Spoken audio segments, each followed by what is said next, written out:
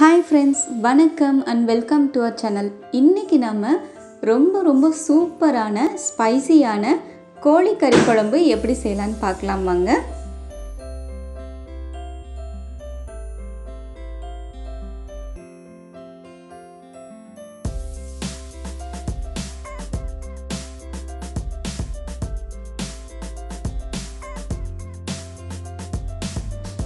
இப்போது அதுக்கு நான் ஒரு 3/4 கிலோ அளவுக்கு கோழிக்கறி எடுத்திருக்கேன். இது கூட 1 ஸ்பூன் அளவுக்கு தயிர் ஆட் பண்ணிக்கலாம். தயிர் புளிக்காத தயிரை ஆட் பண்ணிக்கோங்க. இது கூட ஒரு 3/4 ஸ்பூன் அளவுக்கு மஞ்சள் தூளை ஆட் பண்ணி நல்லா இந்த மாதிரி மிக்ஸ் பண்ணி மேரினேட் பண்ணி வச்சுக்கலாம். இந்த மாதிரி நம்ம தயிர் ஆட் பண்ணுறதுனால சிக்கன் நல்லா சாஃப்டாக இருக்கும். ஸோ அதனால் தயிர் ஆட் பண்ணியிருக்கோம். இப்போ அடுத்ததாக ஒரு வானலில் 2 டேபிள் ஸ்பூன் எண்ணெய் விட்டுக்கோங்க. இது கூட சின்ன வெங்காயம், பூண்டு, இது எல்லாமே நம்ம தாளித்து அரைச்சி எடுத்துக்க போகிறோம். ஸோ அதனால் இது நீங்கள் அப்படியே ஆட் பண்ணிக்கலாம். இப்போ இது எல்லாமே சேர்த்து ஃப்ரை பண்ணி விட்டுக்கலாம்.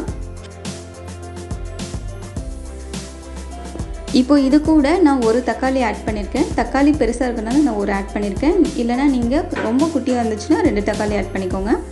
இதுவும் சேர்த்து நல்லா ஃப்ரை பண்ணி விட்டுக்கலாம். 2 கிராம்பு, பட்டை, இது கூட 1 ஸ்பூன் அளவுக்கு சீரகம், மிளகு 1 ஸ்பூன். மிளகு கொஞ்சம் கூடவே ஆட் பண்ணிக்கோங்க. நம்ம நார்மல் மிளகாய் தூளை விட மிளகு ஃப்ளேவர் நல்லா இருந்துச்சுன்னா ஹெல்த்தியும், ஸோ ஃப்ளேவரும் நல்லாயிருக்கும். இப்போ இது எல்லாமே சேர்த்து நல்லா ஃப்ரை பண்ணி வச்சுக்கலாம். அந்த தக்காளி நல்லா வணங்கி வரணும். இப்போ இது தக்காளி நல்லா ஃப்ரை ஆகணுங்கிறதுக்காக நான் கொஞ்சம் லைட்டாக சால்ட் ஆட் பண்ணியிருக்கேன். ஆட் பண்ணிவிட்டு இதை நல்லா ஃப்ரை பண்ணி விட்டுக்கோங்க. தக்காளி பாருங்கள், இந்த மாதிரி நல்லா வதங்கி வரணும். அப்போ தான் குழம்பு நல்லா டேஸ்ட்டாக இருக்கும்.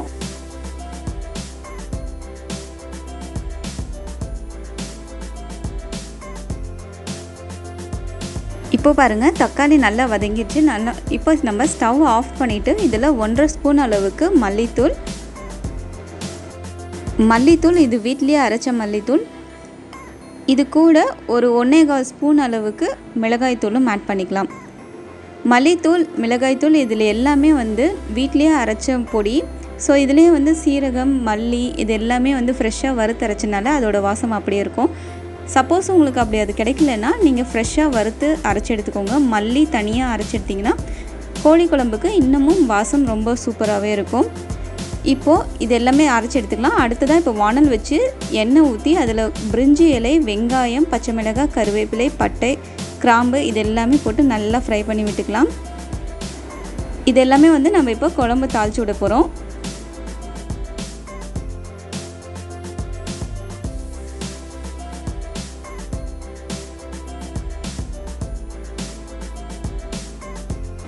வெங்காயம் நல்லா பொன்னிறமாகிற வரைக்கும் நல்லா வறுத்தெடுத்துக்கலாம். இப்போது இது கூட நல்லா ஃப்ரெஷ்ஷாக தட்டி வச்சுருக்க இஞ்சி பூண்டு விழுதும் ஆட் பண்ணிக்கலாம். ஆட் பண்ணிவிட்டு நல்லா ஃப்ரை பண்ணிக்கோங்க. அதோட பச்சை வாசனை போகிற அளவுக்கு நல்லா ஃப்ரை பண்ணிக்கலாம்.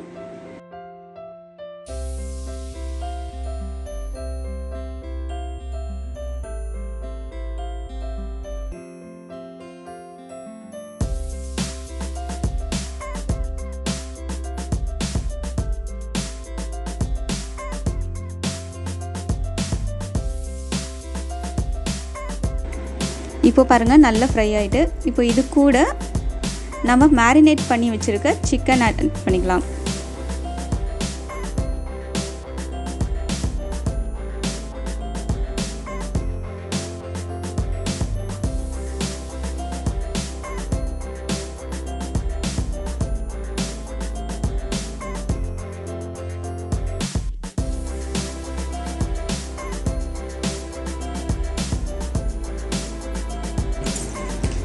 இப்போ இந்த சிக்கன் எல்லாமே நல்லா அந்த இஞ்சி பூண்டு விழுதோட நல்லா மிக்ஸ் ஆகுற மாதிரி நல்லா வணக்கி விட்டுக்கோங்க. வணக்கிட்டே இருந்தீங்கன்னா அதுவே தண்ணி விடும்.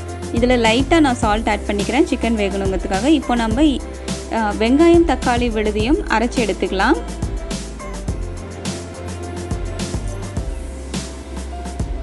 இப்போ பாருங்கள், தக்காளி, வெங்காயம் விழுது அரைச்சி எடுத்தாச்சு. இப்போ இதையும் நம்ம சிக்கன் கூட ஆட் பண்ணிக்க போகிறோம். சிக்கன் பாருங்கள் நல்லா தண்ணி விட்டு நல்லா வெந்து வந்துடும். அதன் பிறகு தான் வந்து நம்ம வந்து இந்த விழுதை ஆட் பண்ணிக்கணும். கொஞ்ச நேரம் அதை அப்படியே விட்டிங்கனாலே தண்ணி நம்ம ஆட் பண்ணவே தேவையில்லை.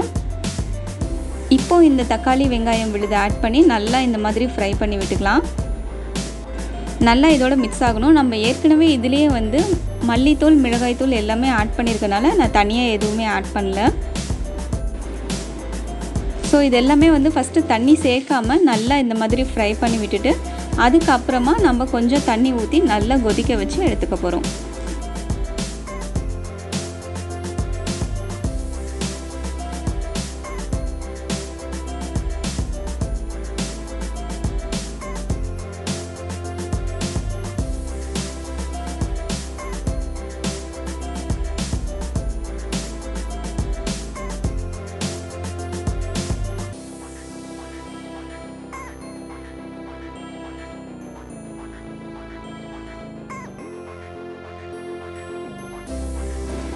இப்போ இது கூட தேவையான அளவுக்கு சால்ட் ஆட் பண்ணிக்கலாம். நல்ல குழம்புக்கு தேவையான அளவுக்கு இதிலேயே ஆட் பண்ணிக்கலாம்.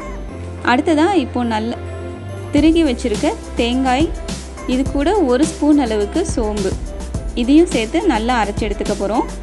இன்னும் நீங்கள் வந்து குழம்பு நிறையா ஜாஸ்தியாக வைக்கிறீங்க அப்படின்னா தேங்காய் கூடவே வந்து நல்லா வறுத்த அரிசி ஆட் பண்ணிக்கோங்க. அப்போ வந்து குழம்பு வந்து நல்லா சீக்கிரமாக திக் பண்ணி கொடுக்கும் நமக்கு. இப்போ பாருங்கள் குழம்பு நல்லா கொதிச்சிருச்சு. நல்லா கொதிச்சு நல்லா திக்காயிருச்சு. இப்போது இது கூட நம்ம அரைச்சி வச்சுருக்க தேங்காய் விழுதை ஆட் பண்ணிக்கலாம். ஆட் பண்ணிவிட்டு தேங்காய் ஆட் பண்ணதுக்கப்புறம் ரொம்ப கொதிக்க வைக்கக்கூடாது. லைட்டாக ஒரு கொதி வந்ததுமே நம்ம இதில் ஸ்டவ் ஆஃப் பண்ணிடலாம். நம்மளோட சூப்பரான கோழிக்கறி குழம்பு ரெடி ஆகிடும். ஃபைனலாக இது கூட கொத்தமல்லி இலைகள் தூவி சர்வ் பண்ணலாம்.